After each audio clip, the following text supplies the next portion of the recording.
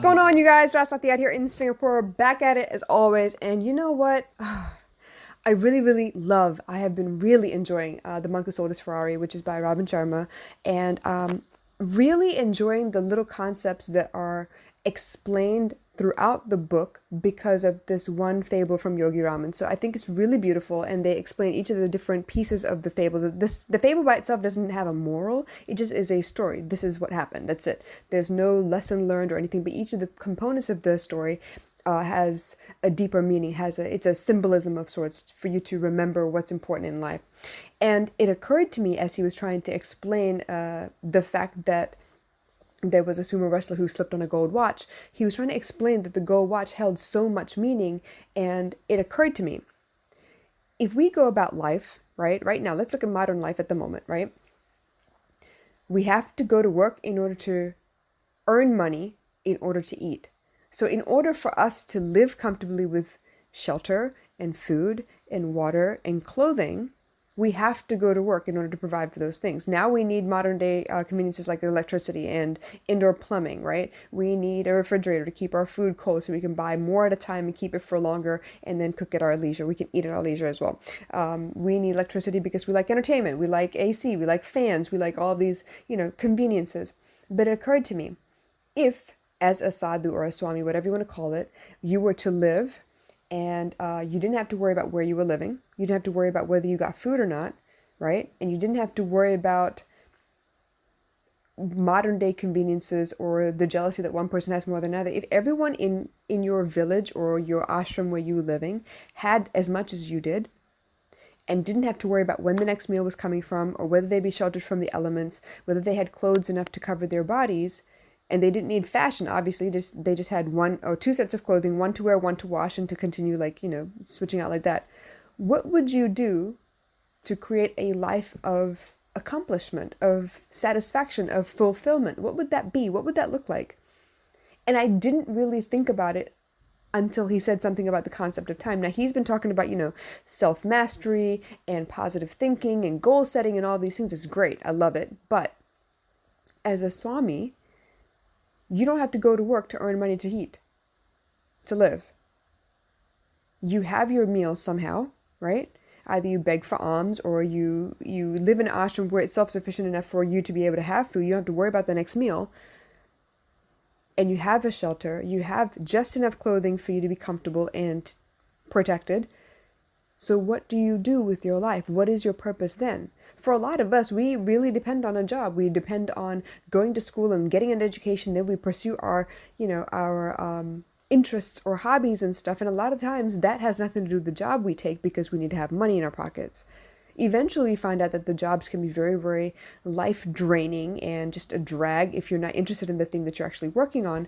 And so we find ourselves in a midlife crisis halfway down the road, realizing that, I've been doing this thing for I don't know how many years and I don't enjoy it at all and I don't get any satisfaction out of it. But I can't quit and go off and be a poet anywhere because I still need money in the pocket to be able to eat every day and to be able to provide for my family. But what if everyone around you was the same, as in everyone around you was taken care of? They had shelter, they had food, they had clothing, they had running water. Everyone had the same. There was no competition as far as material things. So then what then would you work on to advance yourself, to help yourself feel better, stronger? What skill would you pursue? Would there be a need for skills? What would you do with your life if you didn't have to worry about how to get money in order to eat? I think that's the biggest thing right now, right? Everything that we do is driven by the fact that we need money to be able to do whatever our hearts desire. We've forgotten about the simple things that are actually free. And to be very honest, I didn't think about those things either until I realized I didn't have the money to do half the things I wanted to do. And then suddenly it occurred to me that, hey, being outside in sunshine, free. Not so free right now because you will be fined if you don't have a mask on, but there was a time where I could go to any spot in Singapore as long as I had a couple dollars on my train card. I could get there. I could walk. I could ride a bike. If it wasn't for public transportation, I could catch a taxi if I wanted to. That would cost a little bit more. But it wasn't until I had no money or little to no money that I realized, hey, I can do so much even though this is a very expensive city to live in. I can still go from one end of the island to the other on about $2. Yes, it's going to take an hour or some change, but I can get there in $2. I can go to a park. There's so many parks and there's so many park connectors. You can walk from one park to another if you wanted to.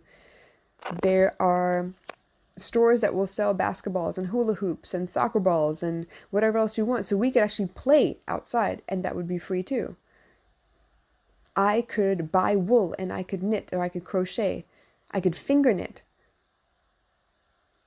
I could buy string and a needle and I could create clothing if I wanted. There's so many things that I could do and it wouldn't cost me very much.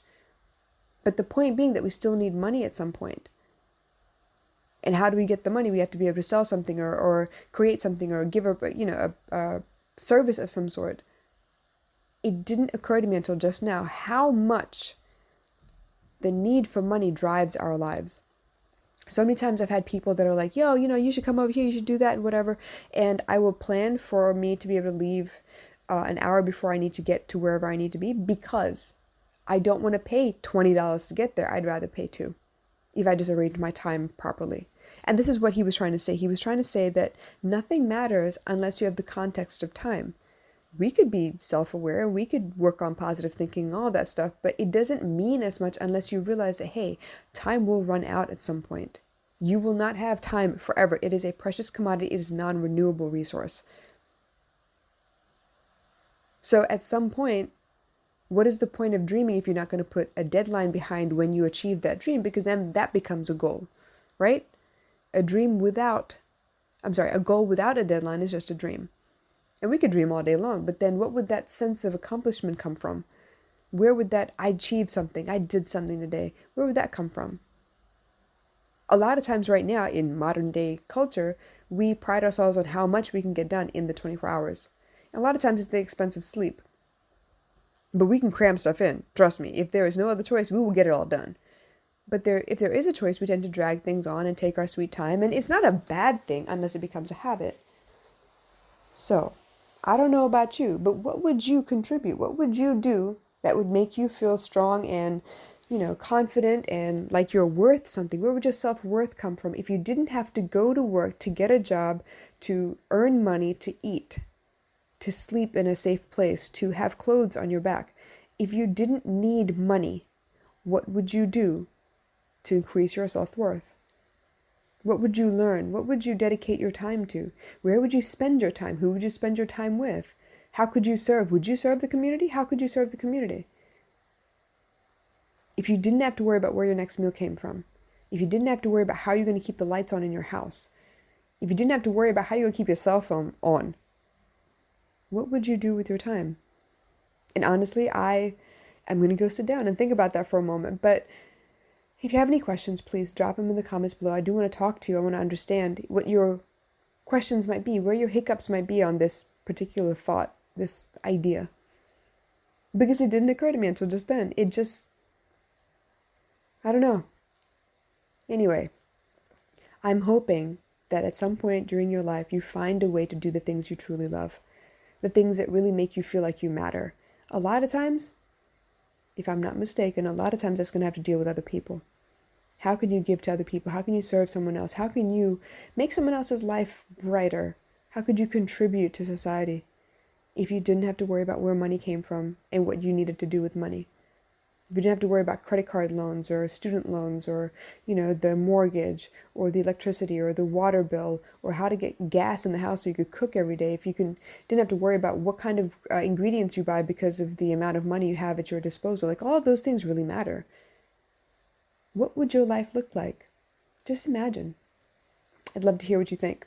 All right, you guys, I'll catch you again soon. Bye.